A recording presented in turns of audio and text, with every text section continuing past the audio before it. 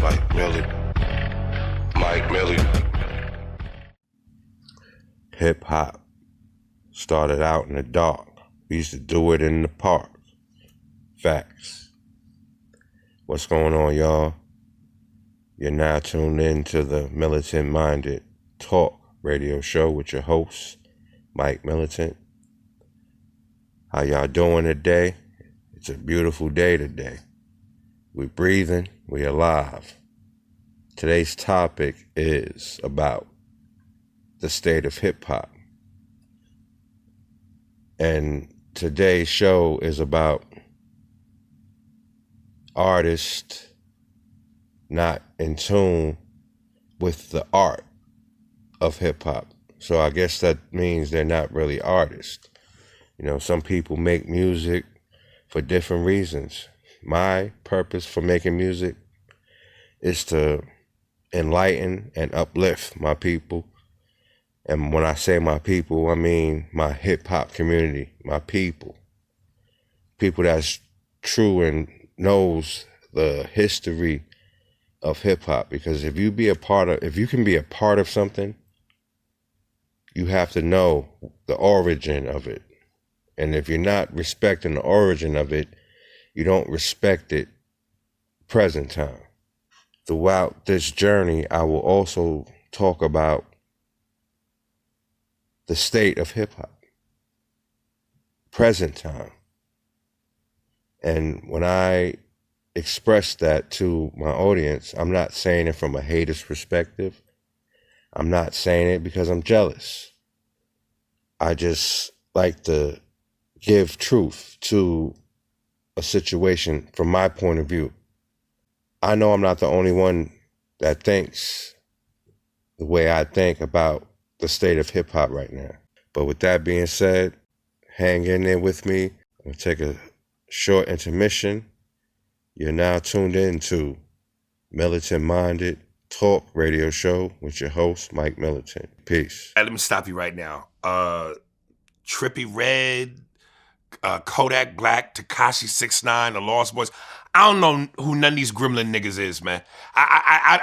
This young generation, this garbage era of rap, if it ain't J. Cole or Kendrick Lamar or Dave East, I don't fuck with these gremlin niggas, man. These kids, man, look like gremlins, B. Well, I'm too old for this. Island Boys, what they call them? The Island Boys, okay, because the Lost Boys were actually the original from Queens. Yeah, well, whatever, man. The Island Boys. The Island Boys, these gremlin ass niggas, I don't fuck with these young kids, man. These niggas is roaches. Okay. I mean, you do know who Young Thug is, though, right? I might get him mixed up with another something thug or a little baby or the baby and, you know, all these little infants and toddlers. I don't be knowing who these niggas is, man. That says something. Ain't nobody sampling Kodak fucking Black but other gremlins. Do you see the irony in that? When the gremlins got wet, what did they do? They multiplied. Cardi B is the female version of them niggas. Bodak Yellow was really like, if you look at the name, what it was. basically, I am a proud old head. And you know what? All this garbage and horse shit about how music is generational and because it's past my era. Listen, good music stands the test of time. Ain't none Kodak Black, Tekashi 6ix9ine, even Cardi B gonna be talked about 10 years from now.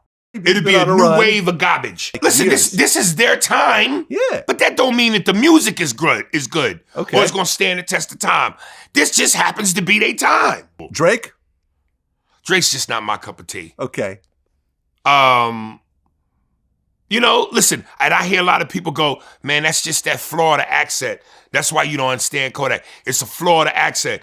There's a difference between an accent and inaudible.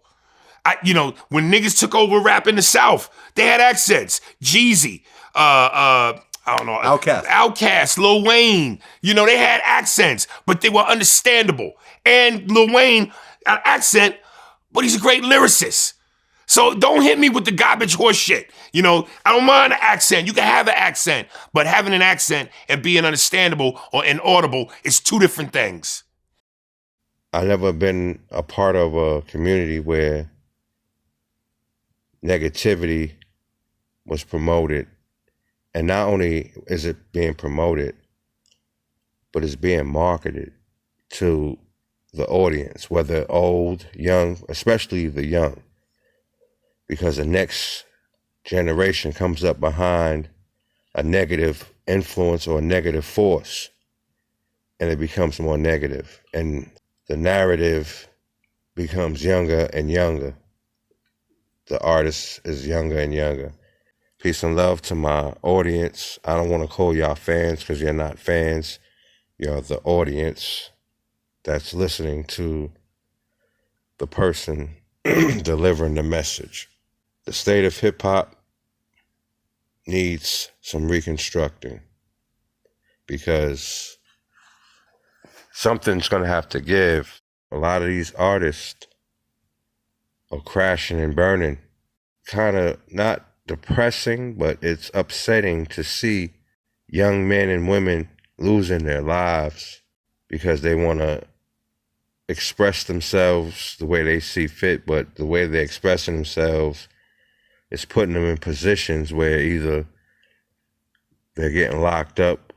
You know, right now there's things going on in the hip hop community where a lot of hip hop artists are being indicted for content in their music that they claim portrays their lifestyle. Some of these artists are hip hop reporters pretty much. And what I mean by that is they report what's going on in the streets, but now that's not even safe. If you're not a part of something, and even if you are a part of something, putting it on a music track and sharing it with the world only exposes negative energy coming towards you. And I don't understand what's going on. As much as I listen to the music, as much as I listen to the content, watch YouTube videos, the YouTube situation is like how it was when World Star was running around rampant. People are putting up the most craziest videos. Some of it is clickbait. Some of it is regurgitated news. Some of it is information that is not really conducive to the public. Nobody wants to know if Nicki Minaj broke her nail at the concert the other day. Petty bubblegum stuff is being marketed not only to the children mostly, but the adults carry on a behavior where that's all they want to do is listen to somebody else's life. People then wasted their gifts watching other people. We all have gifts, like sitting around watching dumb content and dumbing you down. Off topic, it's like watching Jerry Springer or Maury. At one time in my life, I was almost caught up in that rapture where I wanted to sit there and find out who was the father. And that got nothing to do with me. I would be late for work watching some stupid stuff like that growing up. And I started to realize that that stuff is garbage and I'm only contaminating my mind. That's what it feels like right now in this present time in the hip hop game. It's like a big old Jerry Springer show. You are the father, pretty much. And it's like everybody runs around talking about it. Like, did you see? We have to think higher, y'all. We went from you must learn to pop that coochie. You know what I'm saying? And it's like, what's going on? What are we doing? And then we regurgitating the music and bringing it to our children. And it's trash. You know what I'm saying? Most of the stuff that's up here, all these songs, all this music is trash. And I'm not saying it, like I said, from a hater's perspective. I'm just being real. And then I start to go through the psychosis that, oh, if I put out garbage, that's the only way I'm going to come up and be acknowledged for my creative works. I got to talk about how many kilos I sold and how many drug spots I robbed. Like, that's crazy. And then what happens is the artist that's talking about this stuff, he gets murdered and everybody's like, oh, this guy was a good guy. He was a man in the hood. And then the guys that's in the hood that's real men and good guys, they don't get acknowledged. Like the artists that take care of their children and stay away from the hoopla and carry themselves like businessmen, because hip hop went from having fun in the park, in the lunchroom, in the hallway, kicking some fire lyrics, to exploiting what we used to stay sane in the ghetto. It's being marketed.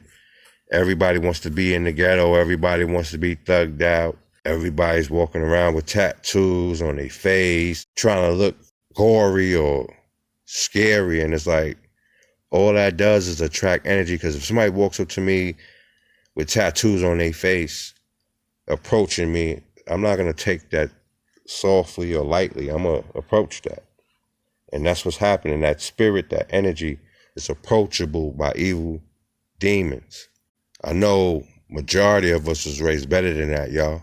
So we need to really pay attention. Pay attention to our shorties, man. Listening to this stuff. Like, some of these young babies listen to hip hop and they know how to recite the whole song, not knowing what the words mean. And they'll be reciting a song and your baby's speaking demon talk out of his mouth. And then you wonder why your child caught a case at 12 or he shot somebody at 10. Because you're inviting that energy, that negative energy. And there's always some subliminal messages in some of this music as well that we have to pay attention to. You be speaking things into existence and asking why my life is in a shamble. And it's because you invite this energy. And that's what I'm going to be discussing about this hip hop thing. You have to understand what's going on with this hip hop movement. It's getting destructive to where after a while, artists ain't going to be able to make no money. They're going to have to stay home and record and drop songs on all the platforms and don't be able to do anything else, because every time you bring a hip hop event to a venue, somebody gets stabbed, somebody gets shot, somebody gets jumped. People are scared to come out after a while because you might get killed going to a concert or going to an event. And I don't want to bring that. If I'll do a big performance for the people, I don't want nobody to get stomped out and trampled over, babies dying because somebody that doesn't have no business being there pulls out a gun or something crazy. And throughout this hip hop movement, I've heard and I've been in situations where trauma at an all-time high.